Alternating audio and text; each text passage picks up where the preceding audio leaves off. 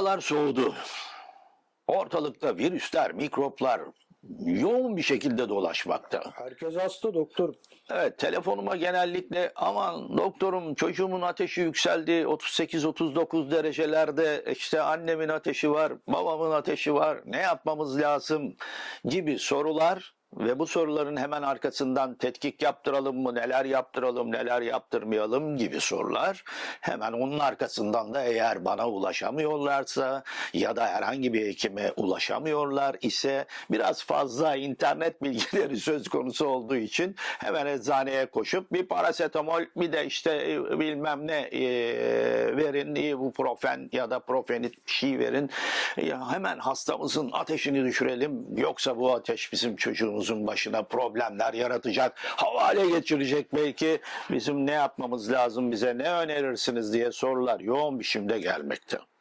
Şimdi sevgili dostlarım, sevgili hastalarım, böyle bir durumla karşılaşıyor iseniz eğer en azından ateş nedir? Vücut ateşi neden sabit tutar? Ateş niye yükselir? Nedir problem?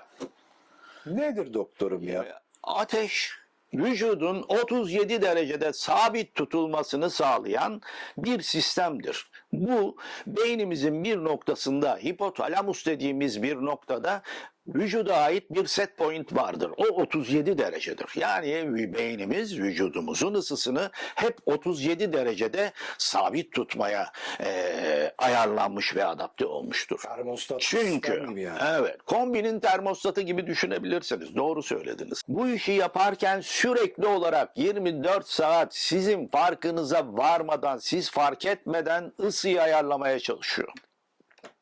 Bu ısıyı ayarlamaya çalışırken 37 derecede olmak insan için, canlı için, vücudundaki bütün enzimlerin, bütün hormonların çalışabilmesi için bir altın ısı.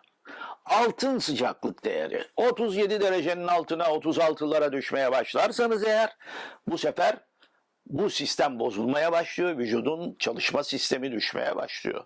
38'lerin üstüne 39'lara çıktığında, 40'lara geldiğinde bu sistem bu sefer dejenere olmaya başlıyor.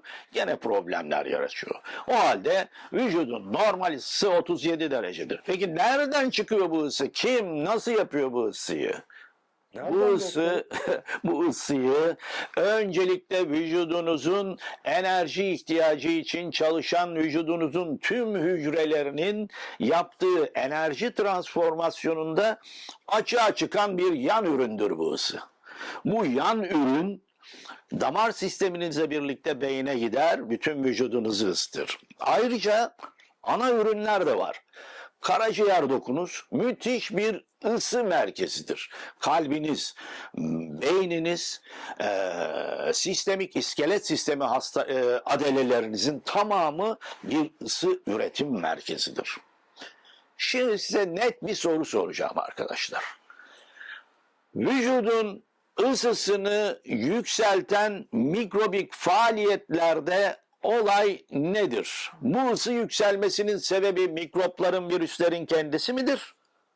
Yoksa bu ısı yükselmesi aslında bedenin kendisini korumak için mikroplara karşı açtığı bir savaş ilanı mıdır? Evet. Aslında ısı yükselmesi mikropların yaptığı değil, vücudun bir savaş ilanıdır mikroplara karşı yaptığı.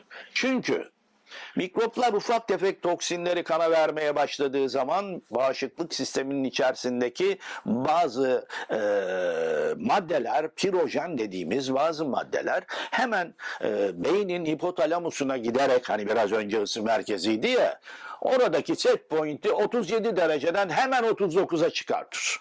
Bu bir bağışıklık sisteminin koruma içgüdüsüdür. 39 dereceye çıktığı zaman set point, beyin ben üşüyorum demeye başlar.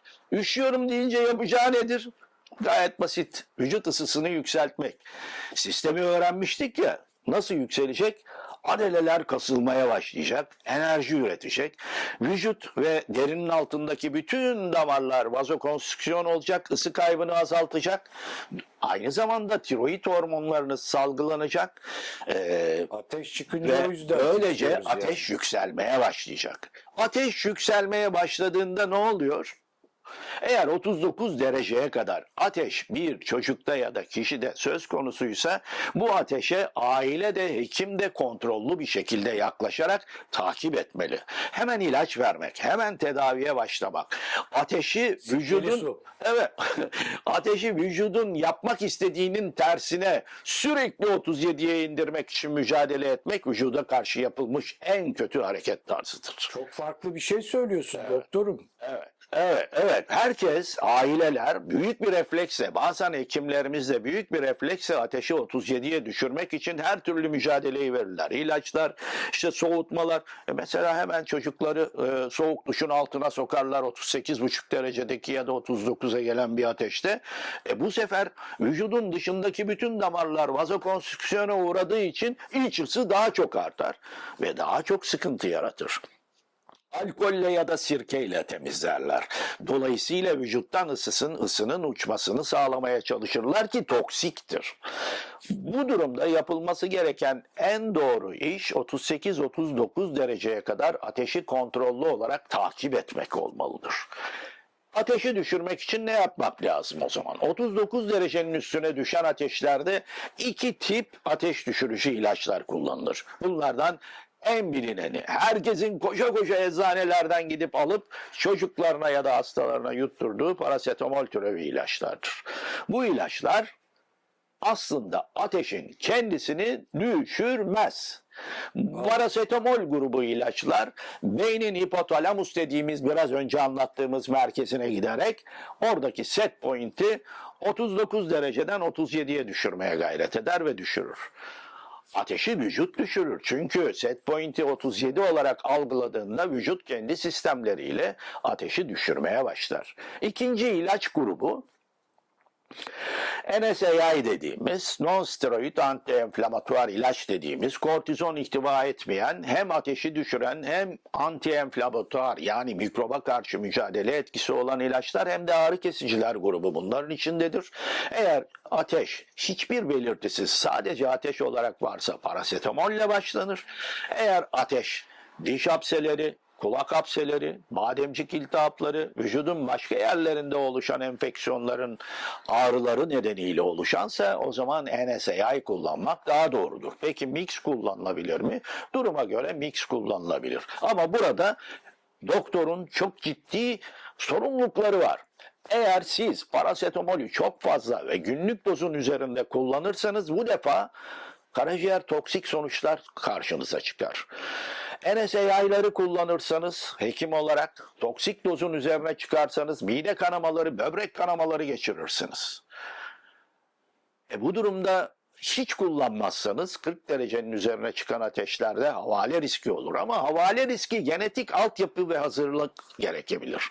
Bu nedenle 40 derecenin üstüne çıkmadan 39 dereceyi geçmeden ateşle mücadele etmek yanlış olacaktır. Bu sistemi bildiğinizde, bu çalışma düzenini bildiğinizde hekiminizle yakın takipte olup vücudunuzun mikroptan arınmak ve onlarla mücadele etmek için yaptığı ateş düşürme, ateşi hafifçe yükselterek ateşi düşürme ve mikroplarla mücadelesine yardım etmeniz, ona destek olmanız, lüzumsuz ve fazla reflekslerle heyecana kapılmanız bana göre yanlış sonuçlar Çoğu doğurabilir. kişi doktora da sormuyor. Şeker gibi herkes ateş düşürücü. Evet, risklerini bilmiyorlar. Bir hekim bile riskleri için bazen sıkıntı çekebilir. Bu hekimin sorumluluğu çok ciddi bir sorumluluktur. O yüzden bu tip durumlarda mutlak surette iyi bir hekime danışmaları, aile hekimleriyle ve diğer yakın dostlarıyla birlikte olmaları, ateşin nasıl olduğunu, vücut ısısının ne yaptığını, ateşin aslında vücudun kendisini koruma mekanizması olduğunu mutlak surette bilmeli. İlaçları da kontrolsüz ve bilinçsiz bir şekilde kullanmamaları en ciddi, en önemli tavsiyemdir.